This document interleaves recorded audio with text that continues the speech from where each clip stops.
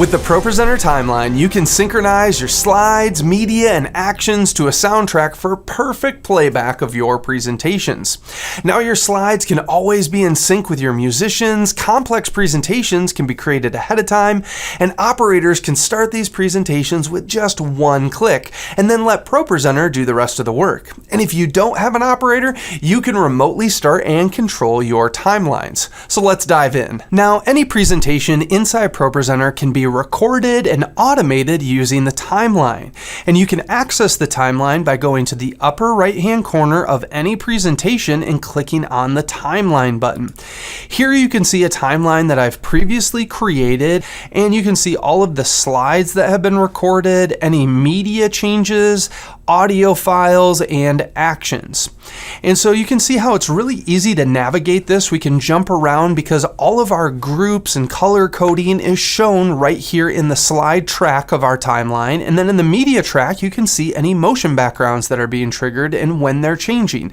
And these are independent of each other. Same with our audio file and our actions. And so I have a single audio file, which is a click track wave file that I created for this song.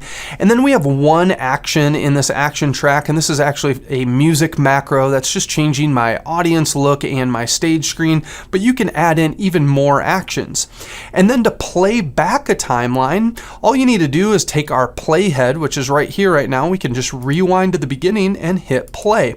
This will start playing our timeline, and you'll see how our audio file's playing, our background started, our action of our stage and audience screens were triggered, and now it's going to start triggering through all of our slides. I'm just going to jump ahead here to the verse, and you can see how our slides are changing exactly when we want them to every single time. You can also control the timeline externally using SMPTE timecode by selecting this box here. So now let's look at how we actually record our timeline. And we're going to start from scratch in another presentation. So I'm going to go to Promises, and we're going to go to the upper right hand corner, and we're going to show our timeline. And the first thing that I like to do is add in an audio file so that when I'm recording my slides and media and actions, I'm doing that to a soundtrack.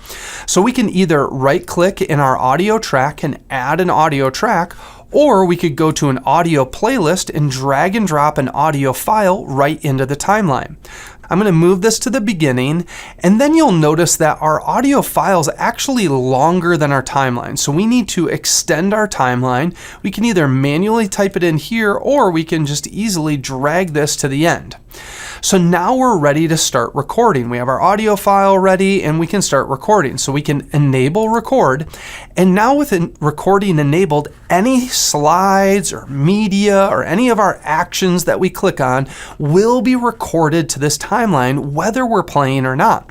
So if I click on this media file, it's going to be recorded to the timeline right where the playhead is. And if I would move the playhead later in the song and click on a different media file, now that's been added there. So now I have my media files added in, but the way that you'll normally use this is by playing it back. So I'm going to rewind the timeline and hit play, and now we can start clicking through on our slides. Now, I'm not going to do this perfect, so I'm just going to kind of click on these a lot faster than I normally would, but let's say we got our intro, and now we're going to go to our verse, and we'll have our first slide, and then we'll click on our next one, and then maybe we'll jump down to the pre-chorus just so we can see some other content in there, another pre-chorus cue, and then let's jump to the chorus, and we're doing another one from the chorus, and whenever we're ready to be done, we can just hit stop right here by our timeline. So now we've gone through and we've recorded different slide playbacks. We've already added in some media to the media track, and we could go in and we could start adding in some actions. So if we wanted to, we could go over to our macros, and we'll grab this music macro, and we could just drag and drop this right into the timeline. So I want this to be right at the beginning of the song, so it changes my audience look and stage screen for me to make sure everything looks right on all my screens. So we'll add that in there. But maybe right here at the chorus, we want a lighting command. So I have a MIDI communication command added to this macro, and I'm going to add that to the timeline. And so that's added there. And we can also go through and start editing. So maybe we made a mistake and the chorus needs to be a little bit later. Well, we can move these around. So that second chorus cue, we can move there, and maybe the first one's right here. So we can start making adjustments. Or if we messed up and we just need to do it again, we can just delete these and say, okay, we want to start right here. I'm going to hit play, and now I'm going to go through and get these in there right at the right time. And so we can go through and re-record whenever we want. So you can easily just click and delete items that were mistakes, or you can move things around to adjust them. You can also edit these, so we can right click and make changes to the properties of those media files or to our audio files. You can change your actions. We can add more actions to them or adjust what the action is doing. So you can adjust all of those there, and we can like drag select and delete them if we wanted to. And if we need to add an action back in, we can easily just right click, say add action, go back to our macro and say music, and now that's been added back in. So there's multiple ways to add items. You can either have record enabled and click on something, you can right click, or you can drag and drop. There's a lot of different ways that you can add them in.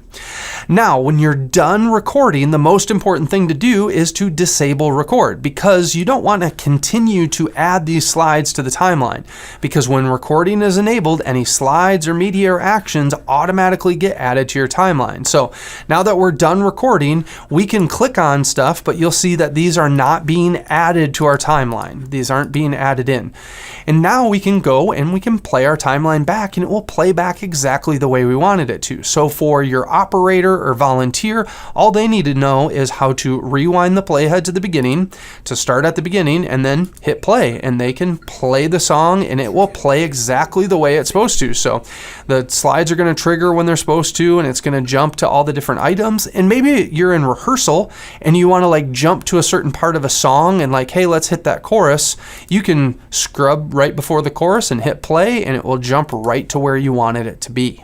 Now, not only can you stop your timeline using the play and stop button here, you can also stop your timeline using your clear group here. So if I right click on this clear button, I can configure this clear group.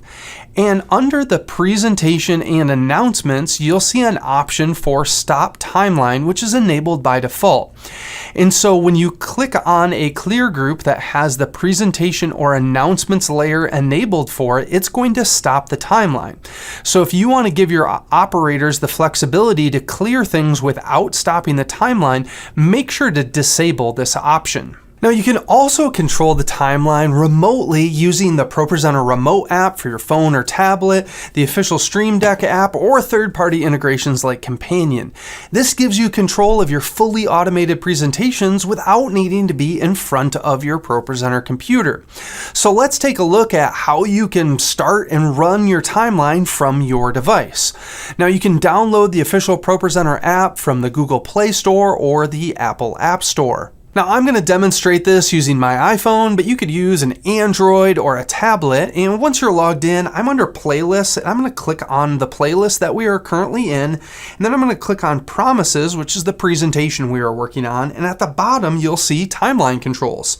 And so you can see that it's going to rewind back to the beginning when I hit the rewind to beginning button. And then when I hit play on my phone, it's going to play it inside ProPresenter, and the timeline just starts. This is awesome, and it's perfect for musicians. They can now control their tracks and run slides right from the stage. They can even stop their tracks from the device as well. And so whether you're a musician on stage, or you're running sound, or you're just away from the booth, this is a great way to control your timeline when you're not right in front of the computer, and it's really easy to use. So that's how you can use the ProPresenter timeline to automate all of your slides, media actions, and audio playback perfectly every single time as you present like a pro.